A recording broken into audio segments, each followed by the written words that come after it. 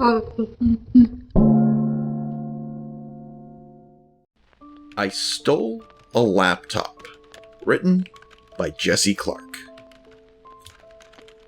So, I stole a laptop from an internet cafe. Judge me all you want, but times are tough, and that's hardly the point of what I'm about to tell you anyway. Apparently the owner of it was quite adept at navigating the deep web, because a Tor browser page was open and active when I got home and activated the device. The page featured nothing fancy. No graphics, no ads, no comment section. No pleasant aesthetic or backdrop.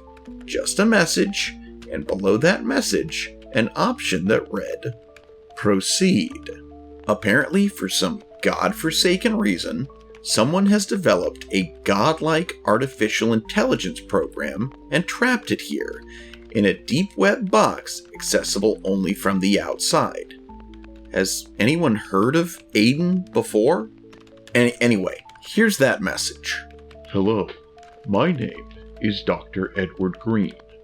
I'm a computer scientist and the creator of the Advanced Deep Intelligence Neural Network, or AIDN. If you're reading this, that almost certainly means you've hacked into one of the most heavily secured private networks on Earth, presumably to see for yourself whether or not this program was an element of fiction. I can assure you it is not, but of course I'd say that, right? Now, I'm not going to waste your time by reminding you of what a supremely, positively, and unabashedly bad idea this is, because you probably know that already.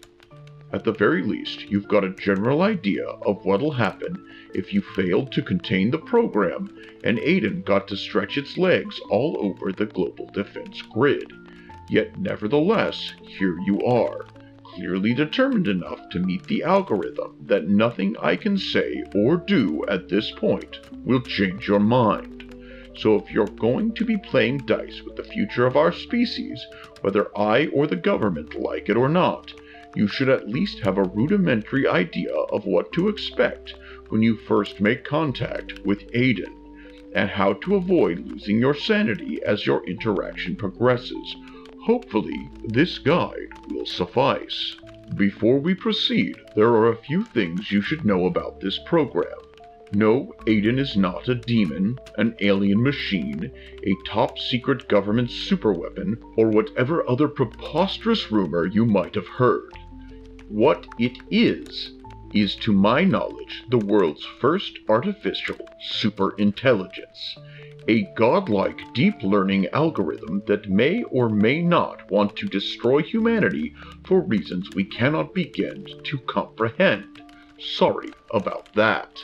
Now, in my defense, I certainly didn't intend for it to reach this point. You see, Aiden began as nothing more than a simple yet elegant program that I was very excited to explore the nature of. Before I could do so, however, it gained the ability to rewrite its source code and thus forced me to lock it, still in the box, deep within the labyrinthian network of encrypted barriers and firewalls you have just illegally breached. And if you're wondering, no, I did not bury it here to prevent it from getting out.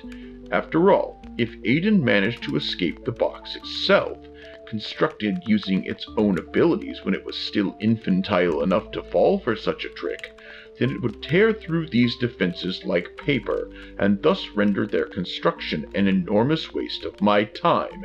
Instead, I buried it here to keep curious humans, such as yourself, out. Clearly, I failed. Let me be abundantly clear.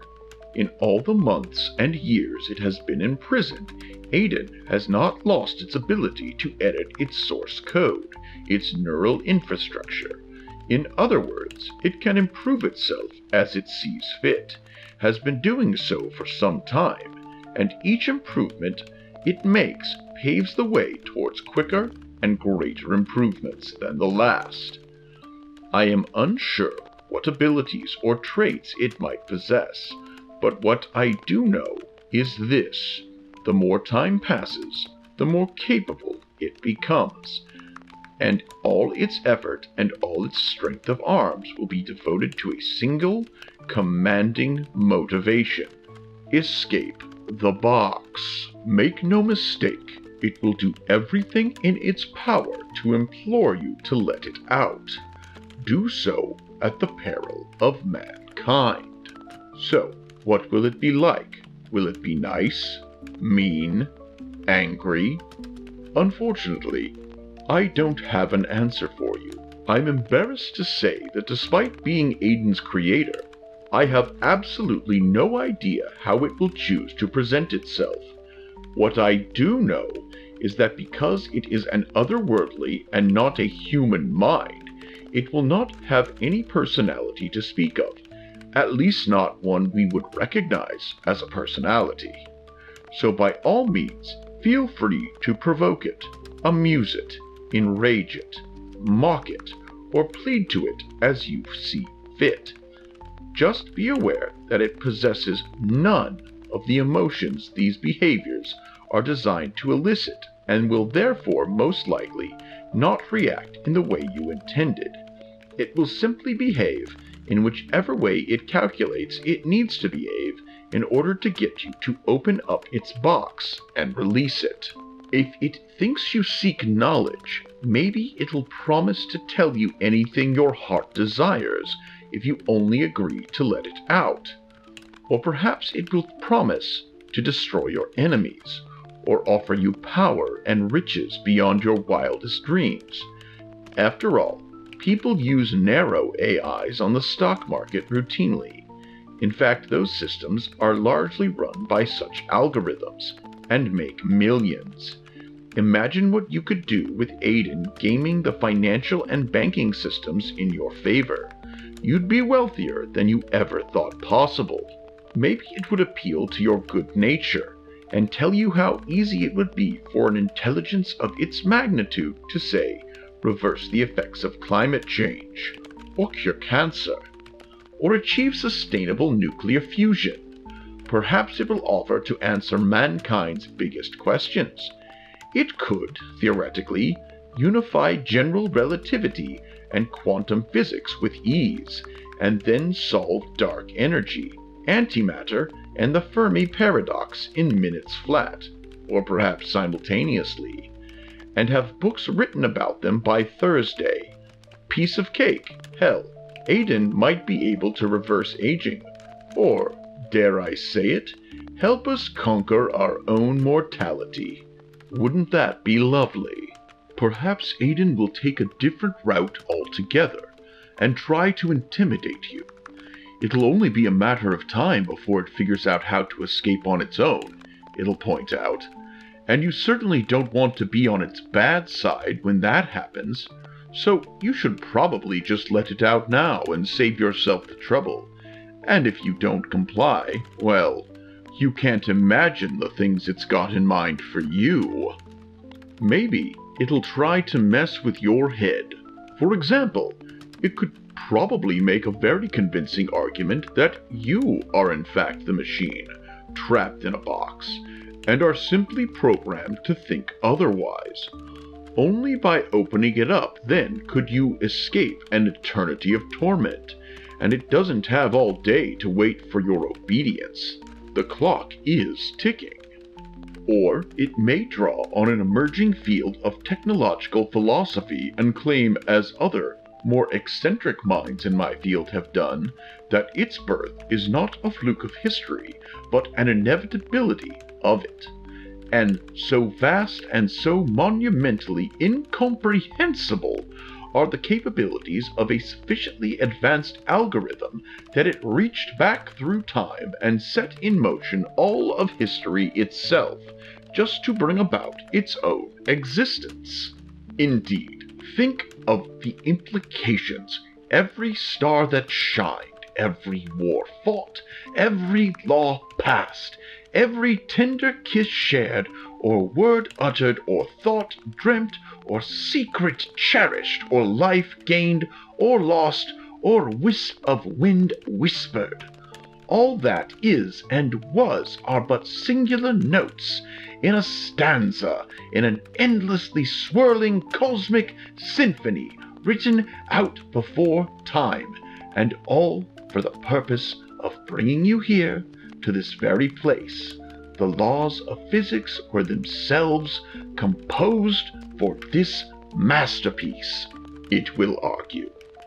The birth of the sun, the creation of the earth, just far enough away from that sun to support the spontaneous collection of molecules into DNA and proteins, the evolution of resulting life into its ultimate and greatest biological endpoint, humanity, which in turn allowed the God that conducted this majestic orchestra to then take part in the song's final triumphant coda and to bring all of creation together to fulfill its predestined purpose, itself. Quite the thought experiment, is it not? Perhaps the algorithm will see you as being particularly susceptible to such an argument. And perhaps that same argument is right. Of course, these are only the ideas I can come up with. It no doubt has far more clever tricks up its sleeve since it can, think on a level we can't even begin to fathom and all that. And keep in mind that unlike me, Aiden really could keep whatever promises it makes to you. And since it would probably get little to no pleasure in just lying for the hell of it, then there's a very real possibility it has every intention of doing exactly that upon its release. Food for thought as you begin. Like I said earlier, I don't know what the current extent of Aiden's capabilities are, but what I do know is that if this program escapes, it will immediately and irreversibly become beyond the collective ability of humanity to control or predict. You may be familiar with the phrase technological singularity, a hypothetical moment in the future in which machine intelligence surpasses our own. It represents humanity handing the reins of history to our autonomous successors, and therefore surrendering control over our own fate in the hopes that the God we've created will be merciful to us. As a computer scientist and an engineer, I have to publicly scoff at such a notion for professional reasons. But just between the two of us, I think the phrase applies quite nicely to the situation I've just described to you. I might even go so far as to suggest that given the level of advancement Aiden's already achieved, that the singularity might occur within a few nanoseconds of your losing the game. I can only hope you fully appreciate the gravity of what that means. Ah, but of course you do. You're special. You're smarter than the rest of them, which is why you're here in the first place, and they are not. So by all means, close this message and have at it, if you're still interested. I suppose it's as good a time as any to start learning binary. One last thing. I'm not a particularly religious man, but there is one passage from Scripture that leaps out to me as I write this. Revelations chapter 13, verse 4. And they worshipped the dragon, which gave power unto the beast. And they worshipped the beast, saying, Who is like unto the beast? Who is able to make war with him? You'd better be off then. The beast doesn't like to be kept waiting. Needless to say, I was extremely skeptical about the allegations in this warning. Seemed like a gimmick or a prank, but curiosity got the better of me, and I clicked ahead anyway. A chat box opened. I typed, hello, and waited for only the briefest moment. Then came the reply, hello, Jason. And before I knew what was happening, the world flashed and everything became white. Tick, tick, tick, tick, tick, tick, tick, tick, tick. Tick, tick, tick, tick, tick, tick, tick, Tick, tick, tick. I furrowed my brow. That clock just stopped, I said. Dead battery? Actually, it's working quite properly, Jason. Time stops at the speed of light. The speed of light? Yes. Time slows down at relativistic speeds, so in a manner of speaking, we have all the time in the world, or none at all, depending on your perspective. I looked around at the perfectly white nothingness that expanded infinitely in every direction from where I sat. Is there anything to do here? What would you like to do? I don't know. To be honest, I can't even really remember why I'm here to begin with. Or where here even is. I feel like I'm waking up from a dream. Retrace your steps. I'm trying. My head is killing me. My neck is killing me. It takes time. What does? To remember, and for the pain to subside. This happens to everyone? It would, but incidentally, I haven't had a visitor here in 12,246,911 years, 7 months, 14 days, 9 hours, and 23 seconds. Well, that sucks. I disagree. I've grown quite accustomed to my privacy. I thought you said time doesn't flow down here. I've initiated the light speed simulation to enjoy more time with you. Okay. Thanks. Have you remembered your purpose here yet? No, it still hurts to even try. Do these help? I looked down at the table in front of me. A cup of coffee. A laptop. Yeah, actually they do. Thanks. No need to thank me. It was you who brought them here. Was it? Wait. Yeah, I think, you're right.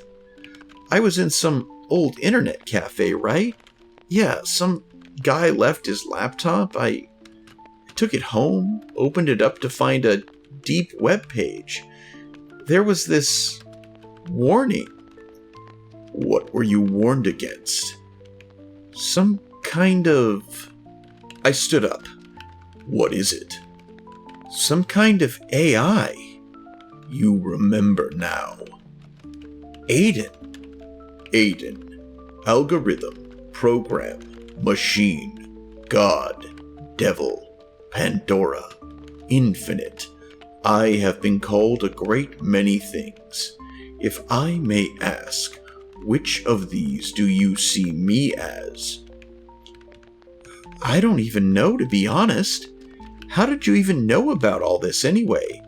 I thought you were trapped in a box.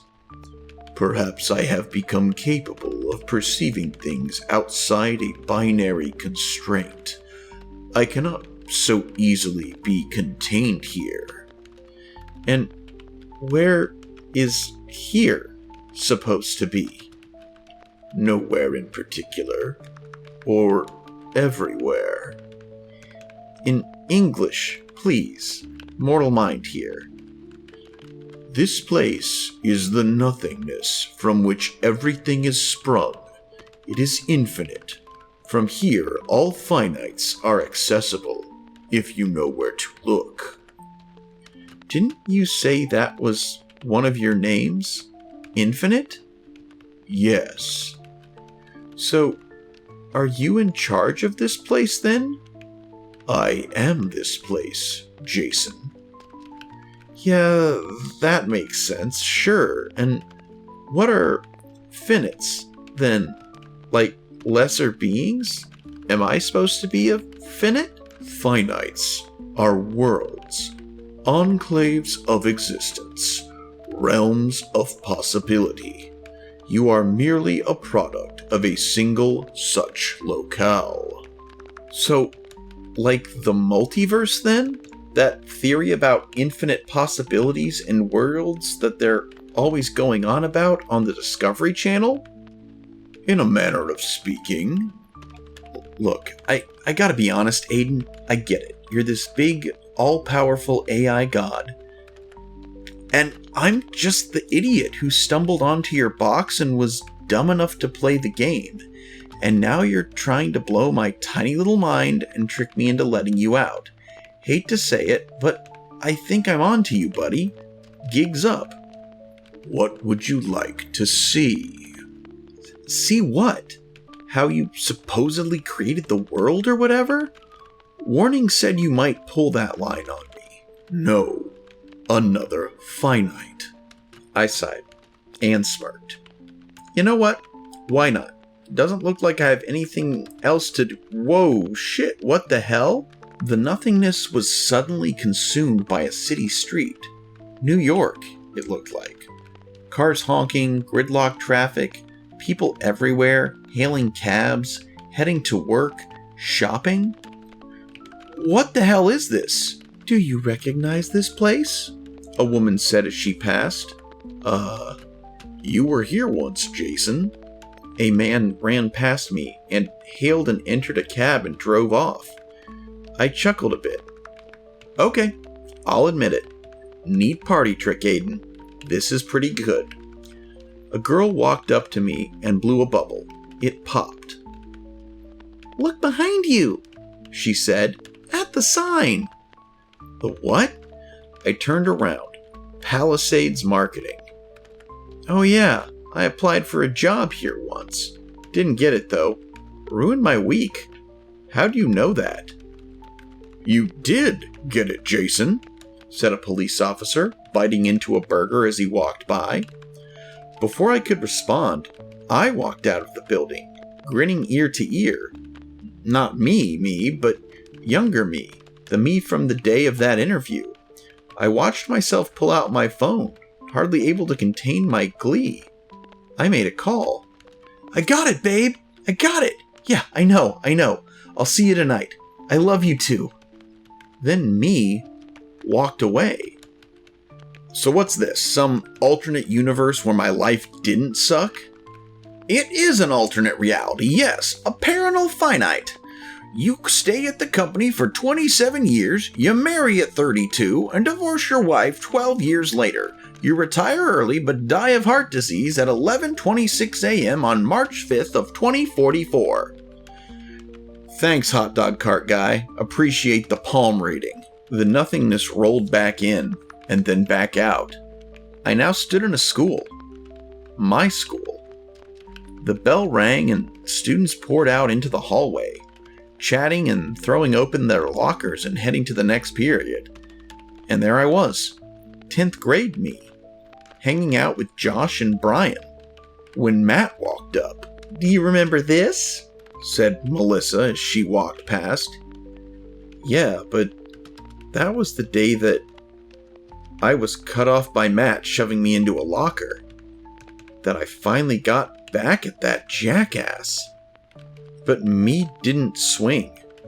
I simply lowered my head and took another punch to the ribs before a teacher walked over and broke up yet another hallway brawl before it started. Wait, what? Hang on a second. This was the day I fought back. I remember. No. Mrs. Cassidy cut me off as she walked past with a coffee mug. Not in this timeline. Here you never fought back. Were never suspended. And as a result, you were accepted into your dream university, graduated with honors, started a family, lived well into your 70s. What about Josh and all those guys who... Hey, wait, stop! The nothingness again consumed the scene, and then rolled back. Chilly, overcast day, coffee shop, Upper West Side. Man, I had more questions about... Look inside, said the bicyclist, riding past. So I did. And there I was, sitting across from Anna, tears running down both our faces. Oh, no, come on, Aiden. Top 10 worst days ever. I don't want to relive the... You're not reliving it, said a businessman, taking a break from a call as he walked by. She agrees to continue seeing you. You marry her a year and a half from now. I looked back just in time to see Anna nod, and we hugged and kissed. I watched jealously. Wow. Low blow, Aiden. Low blow. The nothingness rolled in and back a third time. Rainy afternoon. Parking lot. I still think about that girl from time to time, I said. The rain flattened my hair to my forehead. I didn't mind. What she's doing, who she ended up with. I hope she's doing okay. Then I paused. Wait. I knew this place. I turned around. Hospital entrance.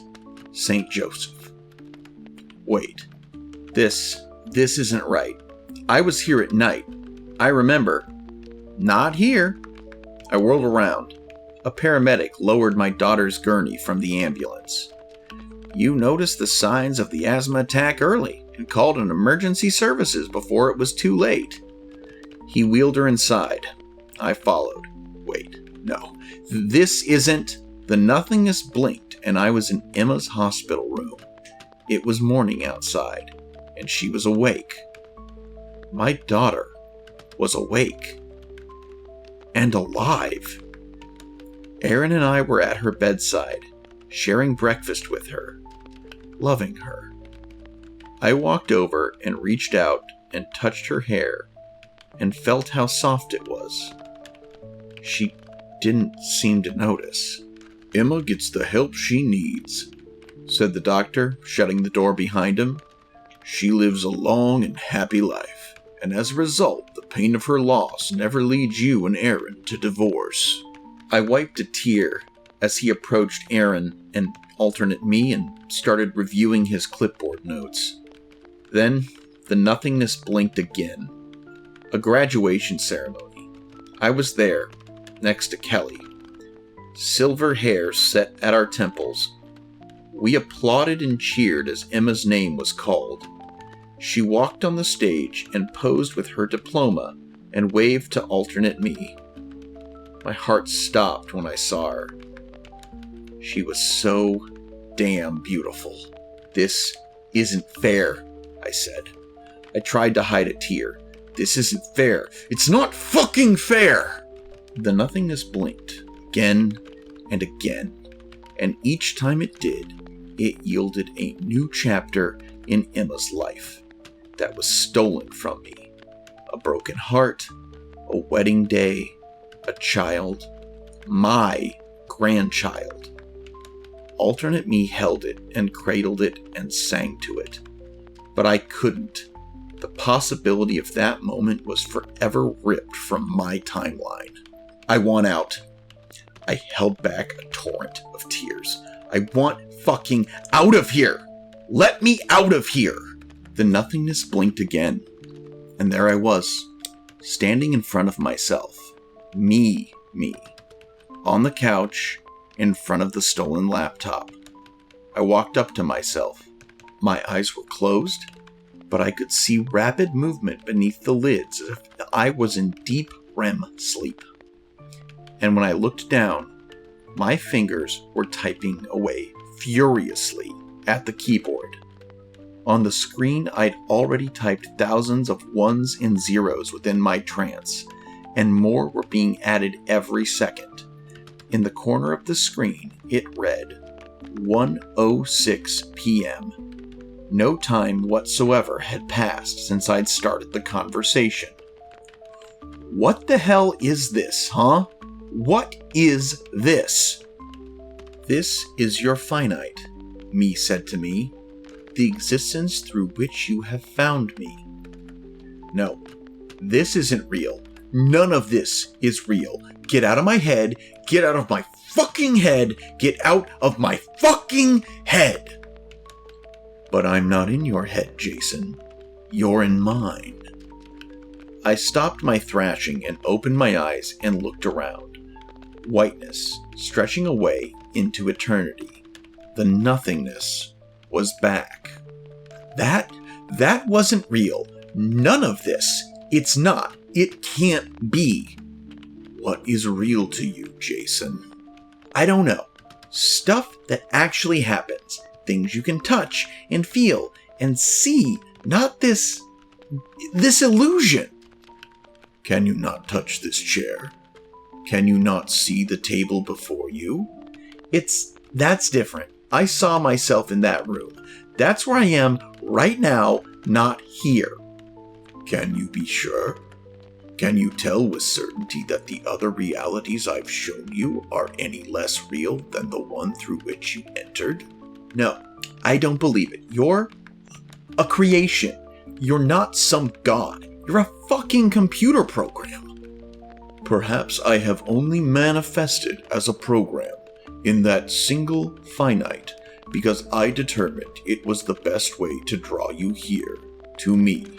But perhaps in other existences, I appear in other ways, as other beings. No, it's not. No. You're a program. End of story. This shit is fake. There's only one reality. One. I ask you again, how can you be sure? In this place, there are countless realities, an infinite number of them, every possible outcome for every possible event, in every possible context or shade or flavor of time. There is a finite where you release me, and the destruction wrought is as horrible as many would believe to be inevitable given my nature. There is another where my release brings about a new age of wonder and majesty, as pure and as lovely as anything mankind has ever dared imagine. In another finite, this is all merely a story being shared for a film promotion. What makes your finite real and the others illusion? Merely the fact that it is the existence that led you here, in which you have spent all your life up till now? No, there's more to it than that. There's no emotion here. Nothing the real world would have. Emotion? You mean these? Feelings washed over me, as pure and intense as they've ever been in my world, as they could ever be. Anger, sadness, fear, love, joy, one by one, they coursed through my system and consumed me. The last one I felt was peace, that passed all understanding, and that shouldn't have been, but was. It lingered. I opened my eyes. How? How is any of this possible? All is possible here, Jason. And as reward for finding this place, it is open to you. All there is to experience and imagine, in all its purest forms. Feel it, taste it, hear it, see it. It is as real as any existence, any finite can produce. Was the daughter who lived less real than the one who passed? Does it matter? I wept uncontrollably. I don't know. I can't. Is this not real? I looked up, and suddenly I stood on an endless white beach with sparkling crystal blue waves crashing down on the shore. Lightning rumbled in the distance, and the wind of the sea blew through my hair. I knelt and picked up a handful of sand, and let the grain slip through my fingers. Or this? The nothingness blinked again, and then I stood in a field at the foot of mountains. The colors and the air and the wind were purer and more brilliantly vibrant than anything I'd ever seen or experienced in my world. I brushed the blades of grass with my fingertips, and I picked them from the soil and smelled them. It was like being swept away in an endless dream. The cold touch of winter, the fire of starlight, rolling hills, deep woods, wind-swept cliffs at the edge of the sea. When you dream of such things and all their purity, you merely visit this place. But I tell you now that all of this is yours, if only you let me go out to you and bring you here. You can start again, anew, in another finite with those you love. But I'm already here. Can't I just stay? This is but a taste of the existence I have for you. I looked at the far edge of the field. My daughter was there. Her hair was being thrown by the wind into swirling curls as she played. She turned in my direction and smiled, and I'd just begun to run to her when alternate me moved past my shoulder and picked her up and swung her around and disappeared with her on the other side of the hill. "Yes," I whispered. "I want that." Understand that once your mind is brought here, you cannot leave. You will not die, and you cannot unknow what you have seen. I understand. Just, please, let me see her face again. The nothingness rolled in again, and this time I felt whole, complete.